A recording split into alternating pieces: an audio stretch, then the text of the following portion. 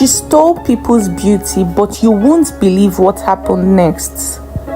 You would have never believed that this young beautiful girl on the screen is actually 108 years old. She stole people's beauty and youth, converting all their age into herself. But what happens will shock you. This story will teach you a valuable lesson. In the quiet village of Umuoke, where the evening wind carries secrets, lived a woman called Coco. Her age was a mystery, but everyone whispered that she had crossed her 100th year. And yet, she looked no older than 25. Skin as smooth as silk, lips full and pink, waist still curved like a river bend. Her eyes had no crow's feet. Her laugh bore no cracks. Her hands steady, soft, graceful, too soft, too untouchable by time. But no one asked, not because they didn't wonder. They did. They wondered every time she walked past, hips swaying softly, her curly hair glistening under the sun like it was mixed with gold. They wondered when she danced at weddings, her energy matching the youngest of girls. They wondered when she wore tight wrappers with a boldness no old woman should have, and how her face never aged, year after year, season after season. But they never asked, because those who got too curious either left looking older than their mothers or didn't live at all. And so people smiled politely, bowed slightly, and called her Mama Coco. She ran a small hair salon, a quiet wooden room at the back of her compound, with cracked mirrors, faded posters of 90s hairstyle, and an aroma of hair cream mixed with something no one could name. Every young woman who visited came out looking more beautiful, their edges laid perfectly, their braids tight and neat, their glow undeniable. But days later, something would change. They would get tired, their bones will ache, their skin will dull. Some developed gray strands, others just disappeared from the village, entirely never to be seen again. If you were lucky in her hands, you would roam the village looking 60 years older than your age, with wrinkled skin and aching bone.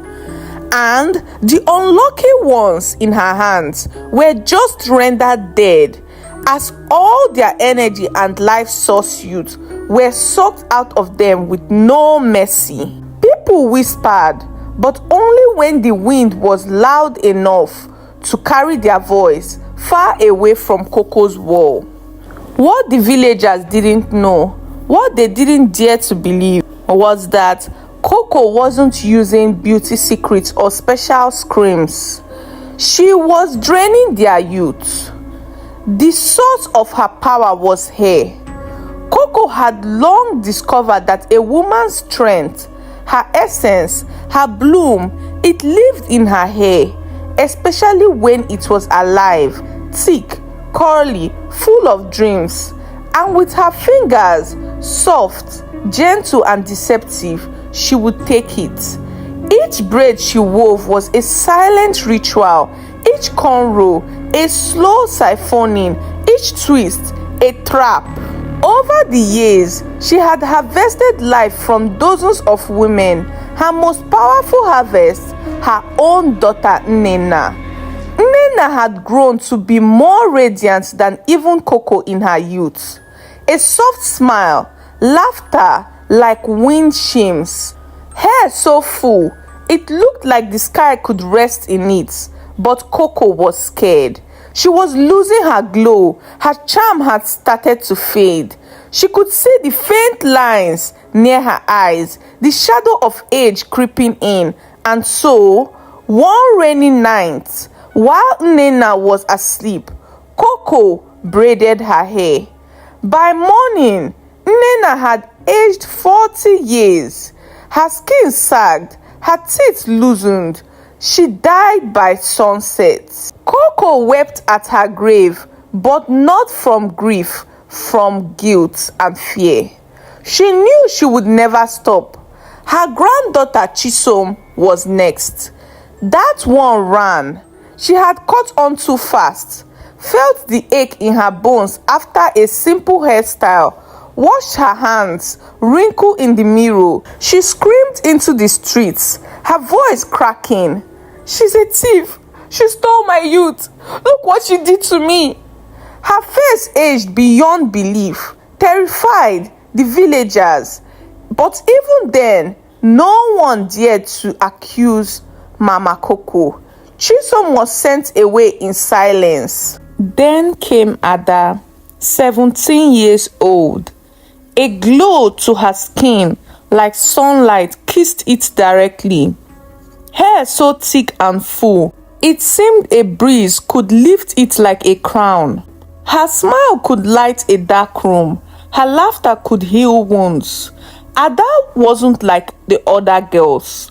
Most of the village girls spent their days gossiping, visiting herbalists, and attending traditional ceremonies.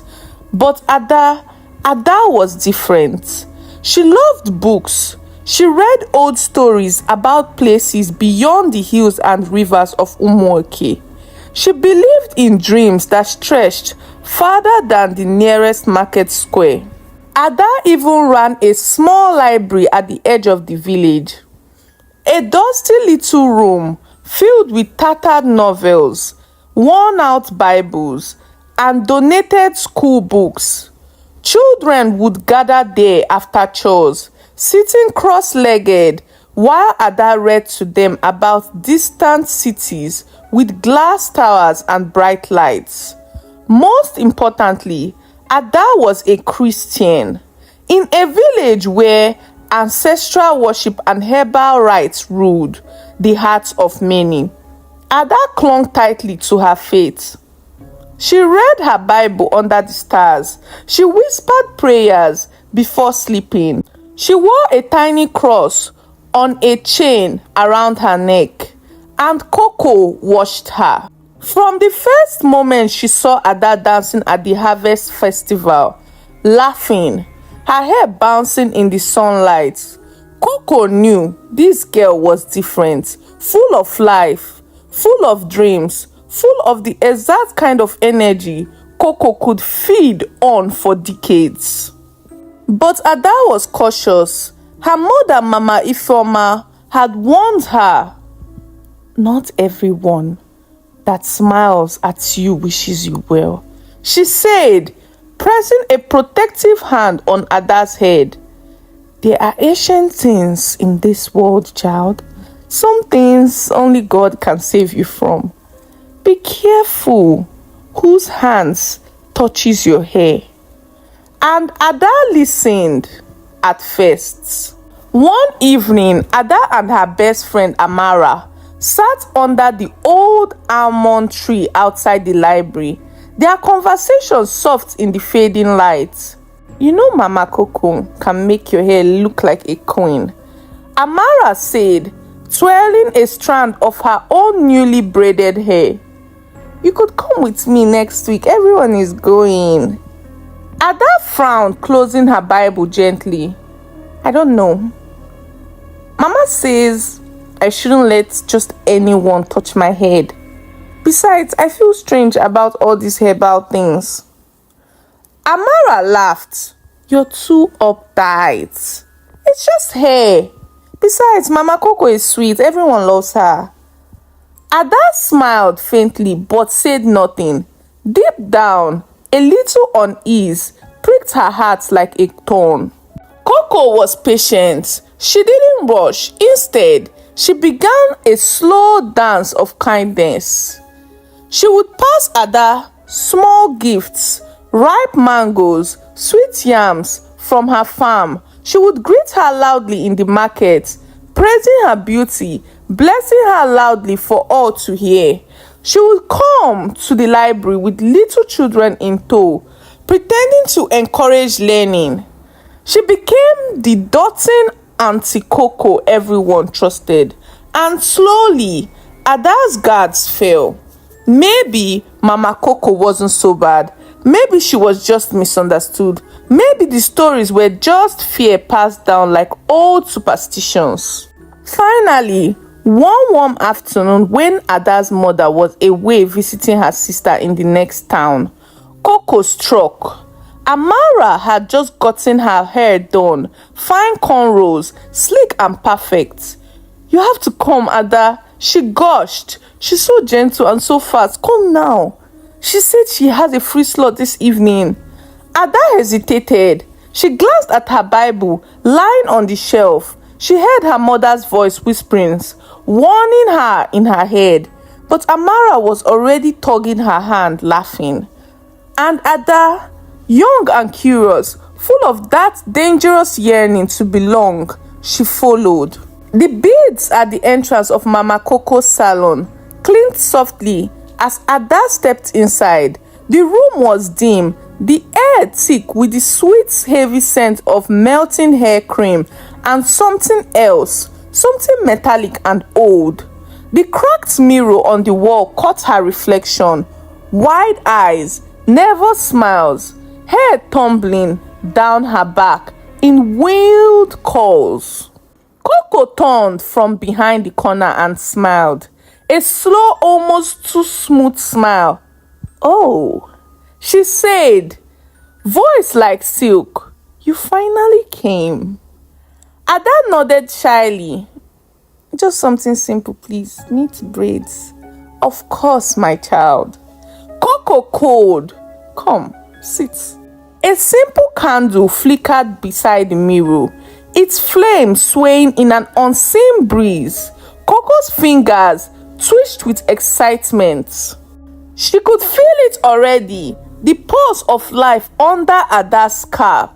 The strength, the dreams, the hope, it surged through the air like electricity. This was it. This was the harvest that would sustain her for another 100 years. Coco smiled wider, picking up her comb. "Relax, Ada," she said soothingly. "You are safe here." Ada sat, and as Coco's hand touched her hair, a strange chill ran down her spine. The sun had begun to set when Ada left Mama Coco's salon. At first, she felt fine. Her scalp tingled lightly, the braids tight against her head.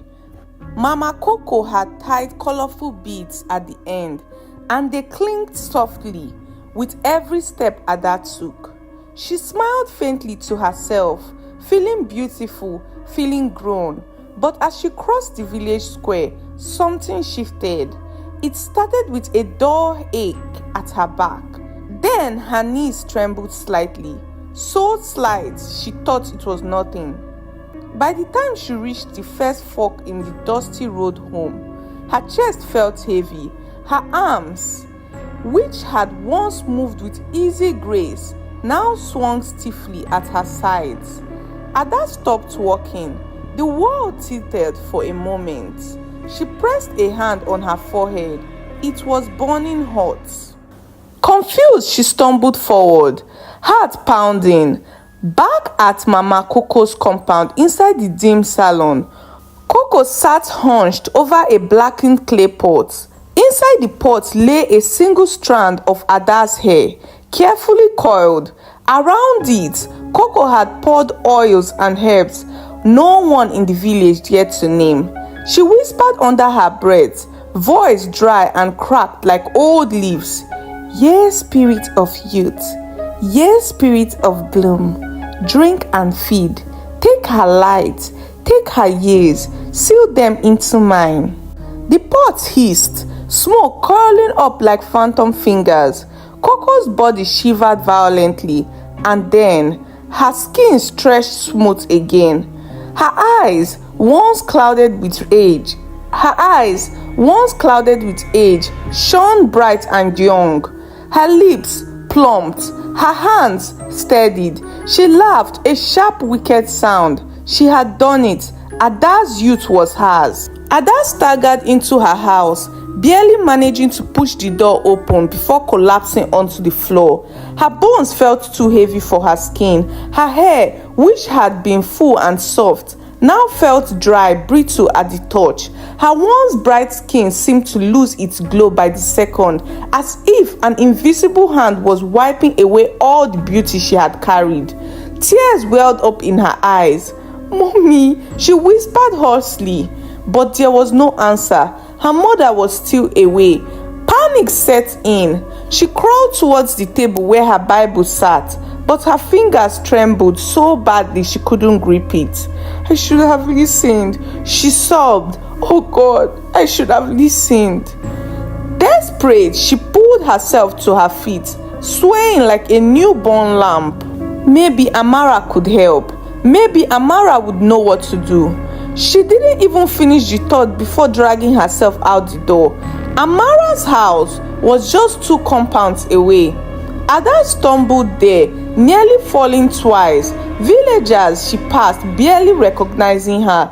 They only saw a figure, bent and frail, an old woman in a young girl's clothes. She banged weakly on Amara's door. "Amara, please open the door, help me." The door creaked open. Amara appeared, but Ada gasped. Amara was no better. Her hair had turned to wisp. Her cheeks had sunken in. Her back bent under an invisible weight. She looked 50 years older in just a few hours. "Ada?" Amara whispered, her voice hollow and broken. "It's too late." Ada collapsed into her arms, sobbing. "What happened to us?" she cried. "What did we do?" Amara's tears streamed down her own wrinkled face. "Mama Coco," she whispered. "She took it. She took everything." The 2 girls, barely recognizable anymore, clung to each other, rocking slowly like leaves battered by the storm. But deep inside, Ada knew no prayers could undo it, no doctor could fix it, no tears could bring it back. Her life, her dreams, her beauty, her future, gone, taken strand by strand, just like her mother had warned her. If only she had obeyed, if only she had stayed away, if only she had listened. Back in her compound, Mama Coco sat before the mirror, admiring her reflection. Her youth was restored, her cheeks glowed, her waist curved again. Ada's death was whispered about in the village for a few days. A tragedy, they said, a mystery they muttered, but no one dared say more. No one spoke of Mama Coco. No one mentioned the salon. Fear had sealed their mouths tighter than grief ever could. Life in Umueke moved on as it always did. New harvest, new marriages, new babies, new olds. The old secrets stayed buried under the dust and the mango trees. And Mama Coco, she thrived. Her skin glowed even brighter now. She still lived in the same weathered compound at the edge of the village. She still ran her little salon, and every so often, when a girl wandered into Umueke, full of dreams and life, she would smile so swiftly and call unto them, "Come, my child." She would say with a voice like honey, "Let me make you beautiful." And somewhere deep in the village winds, if you listen carefully, you could still hear Ada's voice, faint and broken, whispering a warning that came too late. "Don't let her touch your hair." But only few ever listened. And Mama Coco, she is still there, still beautiful, still waiting for her next victim.